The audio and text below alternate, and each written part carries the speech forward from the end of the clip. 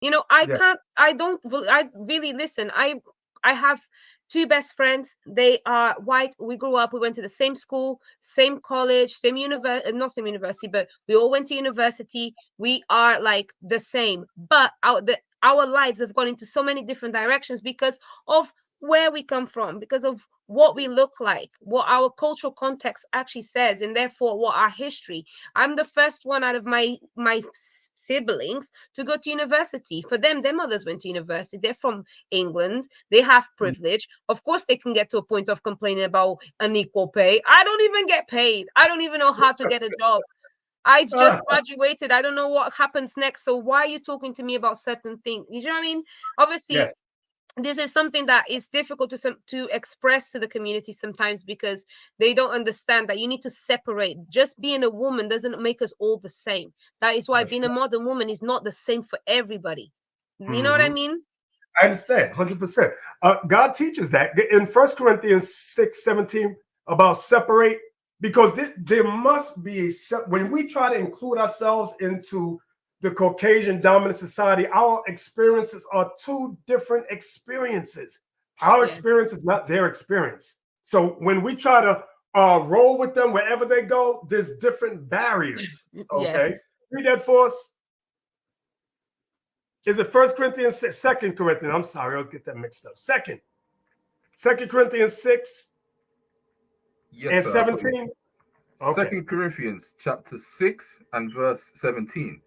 Wherefore, come out from among them, and be ye separate, saith the Lord, and touch not the unclean thing, and I will receive you. Read. And I will be a father unto you, and ye shall be my sons and daughters, saith the Lord Almighty. So we have to like many of my Caucasian counterparts, my associates, we have two different backgrounds. So we work together, we may go to lunch together, but after that, we go our separate ways. Two different communities, two different lifestyles. We have to understand that. And Yes. that's what's not being taught to society. That's true.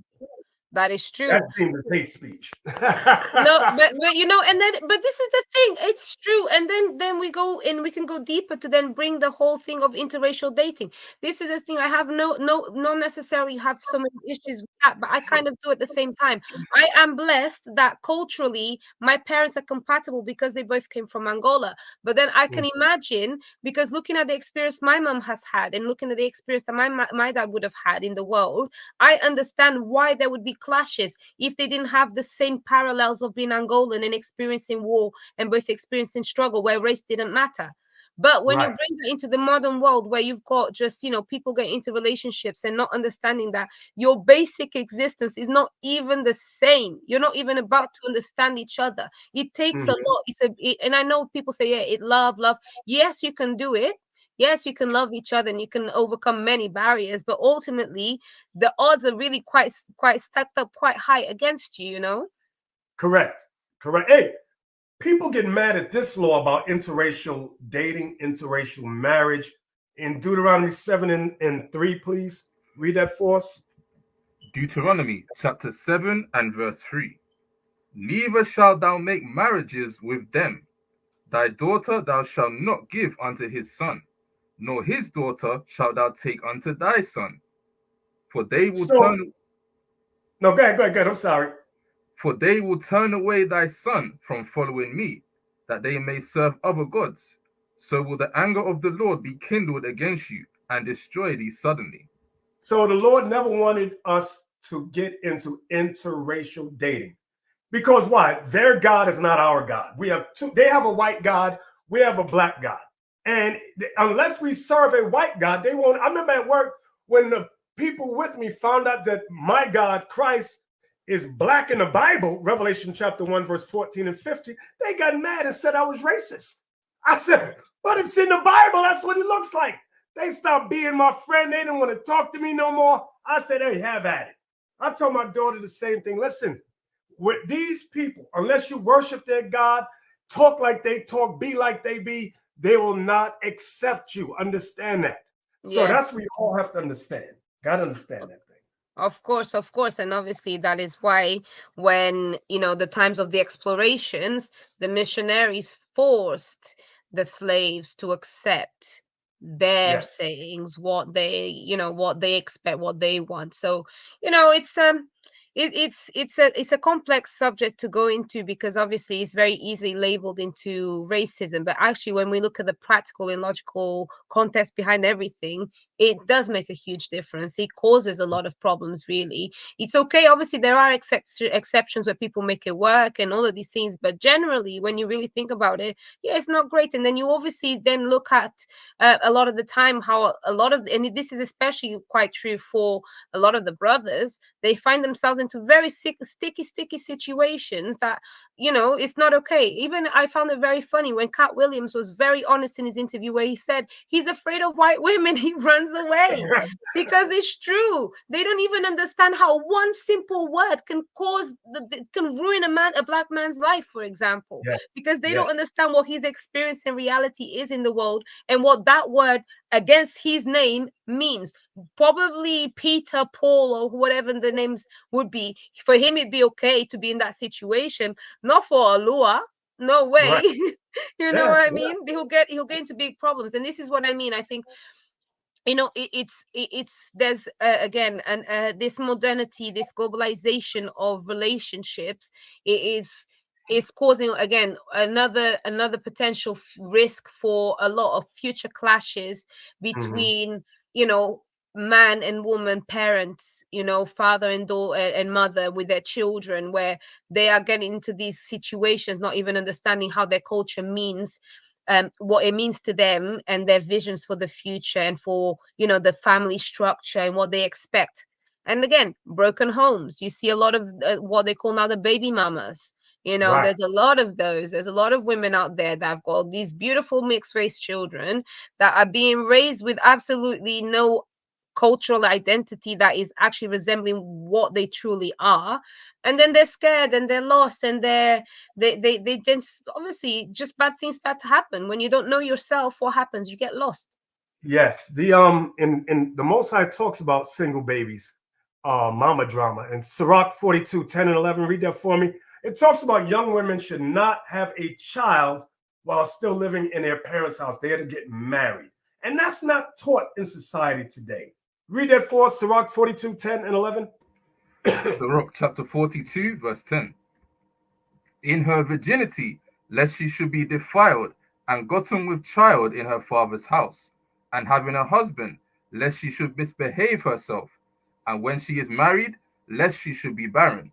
So Keep God said it's a shame for a young woman to have a child in her father's house. Now watch the next verse. Go ahead. keep a sure watch over a shameless daughter, lest she make thee a laughing stock to thine enemies, and a byword in the city, and a reproach among the people, and make thee ashamed before the multitude. Like there's a famous actor, you may or may know him from The Matrix, Lawrence Fishburne. Yes. His daughter went into pornography. He was so ashamed, he tried to buy all the copies of this one particular film, but he missed one. And that one went viral everywhere. So he became a laughing stock to the people that did not like him. So Yes. if we will apply these basic Bible principles to our people, the Israelites, because that's who we are, we would be so much better off. But our people think the Bible is a book from back then, but it's very relevant for today Yes. because evolving into the future is making us more and more degenerate. Yes. No, that is true. To be honest, this is the thing. For me, when it comes to religion in the modern day, because I obviously understand a lot of the historical context of religion, especially Mhm. with Christianity in Europe and things like this, I am very Yes. skeptical about the actual term religion, because Mm. for me it has a lot of negative connotations. However, I am fully not against the people being able to have access to writings that actually provide guidance, like you said, that is relevant overall, Mhm. is also quite sound, and whether or not you like it is probably a better alternative to what we've got going on right now and what will Right. happen in the future as a result. So I think it's like, that's why it's important for me to, have conversations with people like you, because although I am not affiliated with your church, with your movement, I am able to connect on a parallel thinking, because actually what I've learned from the world around me, from the good examples of people that I have in my life, are the teachings that are quite compatible with some of the things that you've said to me. There is nothing that you've read from the Bible that was like, oh, do you know what, I don't quite agree with that, oh, I disagree with that, oh, this is bad. All of it makes sense. All of it seems to be quite sound. Obviously, Mhm. people can apply it and interpret it as they want, but the basic message is what it is. You know, That's right. it actually it provides a contrast to what people imagine now. And when you look Mm. at, like, if you follow this, really, what are the risks? Really, what Right. can go wrong if you respect a man? What can go wrong if you pick the right man, you respect him and you let him lead?